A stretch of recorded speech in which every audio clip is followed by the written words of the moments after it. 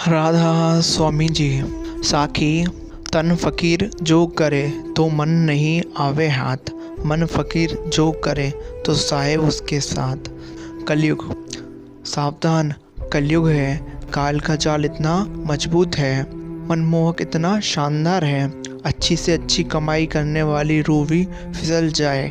ज़्यादा सावधान, मन की चालाकियाँ के लुभाने स्वप्न मन की कलाकारी का हर पल आपको हटाने के तैयार है। मालिक की दया मेहर से इस जामे में 84 के चक्र से छूटने की चांस मिला है। उच्च कोटि की रूहों की करनी को फॉलो करते रहो, नाम की कमाई करते चलो, जितना हो सके उतना नाम की कमाई कर सकते रहो। दुनियावाई रंगीनों से बच निकलो, बस इस जमाने के आने का मकसद सफल करो, बस जामे में आने का मकसद सफल करो।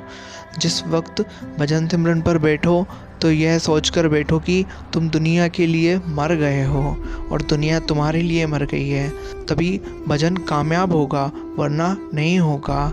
अनुकूलता भोजन है, प्रतिकूलता विटामिन है और चुनौतियाँ वरदान है, और जो उनके अनुसार व्यवहार करे वही पुरुषार्थी है।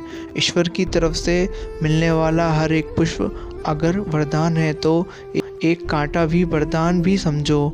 मतलब अगर आज मिले सुख से आप खुश हो तो कभी अगर कोई दुख विपत्ता अचानक आ जाए तो घबराना नहीं है, क्या पता वो अगले किसी सुख की तैयारी हो।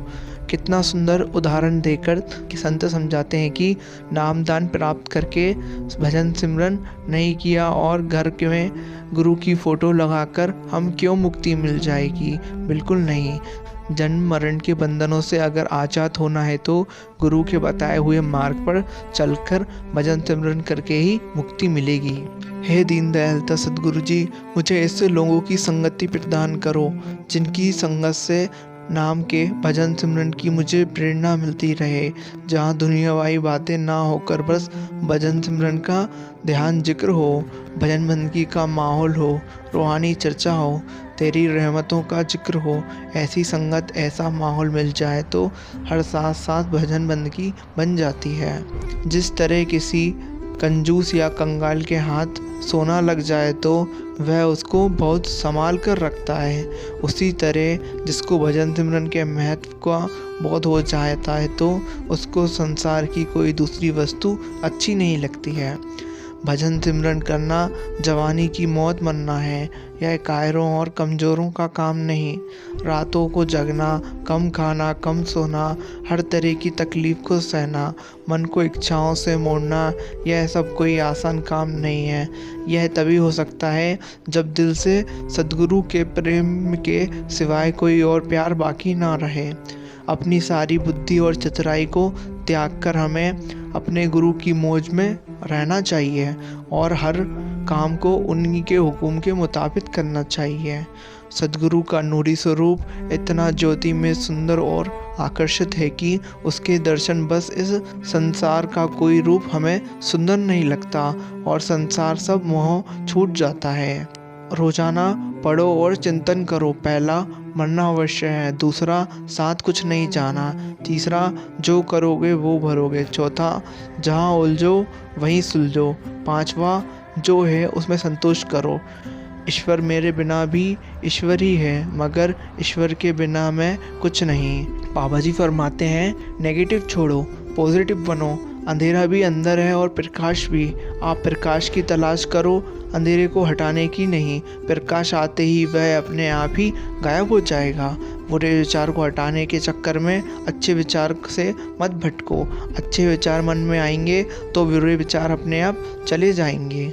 गुरु का मेन काम मौत के वक्त सत्संगी की संभालने का है। अगर मौत के वक्त गुरु नहीं आए तो ऐसे गुरु से दूर से सलाम। अगर गुरु पूरा सत्संगी है तो सत्संगी की मौत के वक्त गुरु आएगा ज़रूर, पर जो सत्संगी उसने अपने जीवन काल में जब से नाम की दौलत उसे मिली है वो अपने गुरु के हुक्म में हो रहा है, चाहे पर्दा ना खुला हो, अगर उसे भजन सिमरन को पूरा वक्त दिया हो तो सत्संग और गुरु के प्राणों में रहकर उसने जीवन को गुजारा हो तो गुरु आएगा ज़रूर। पर यदि उसने नाम लेने के बाद भी नाम की कमाई नहीं की, गुरु के हुक्म को नहीं माना, सेवा सत्संग का कोई महत्व नहीं समझा, तो फिर गुरु की अपनी मौज है, वो उसकी मौत के वक्त आए या ना आए। इसलिए बाबा जी हमें बारंबार यही समझाते हैं कि भजन सिमरन ते करना ही पाओगा। भजन सिमरन के बिना कभी किसी का कुछ नहीं बन सकता है।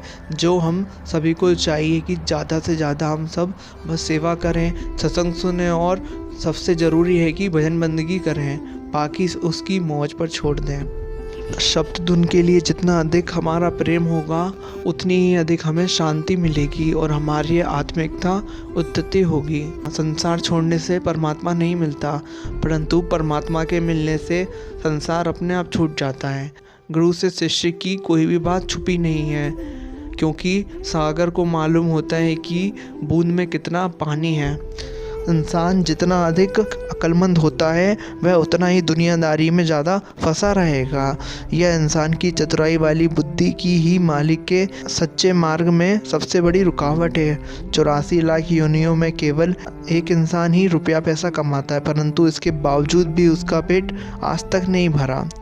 हर सवाल का जवाब अपने अंदर ही है, बस ज़रूरत है तो उसे खोजने की। पहले तन को स्थिर करना होगा, फिर मन को एकाग्र करके अंदर में शब्द जोड़कर एकाग्र करना होगा। अगर चाहे हमारे सारा संसार नाराज हो जाए पर हमसे गुरु खुश हो तो कोई परवाह ना करो, क्योंकि गुरु खुश हो गया तो समझो हमें सब कुछ मिल गया। बेशर्त सिमरन का तथा सच्चा प्रेम केवल अपने गुरु से होना चाहिए। सुख दुख कहीं बाहर नहीं आते, इन्हें तो केवल एहसास किया जाता है। बहुत से ऐसे इंसान हैं जो सुख में भी दुख में भी रहते हैं, और बहुत से ऐसे इंसान हैं जो दुख में भी सुख का एहसास करते हुए। संत फरमाते हैं, हमारे अंदर जमे जमे जन्मों के पापों को, विश्व को केवल सद्गुरु के उपदेश द्वारा, उनके सच्चे नाम द्वारा ही नष्ट किया जा सकता है।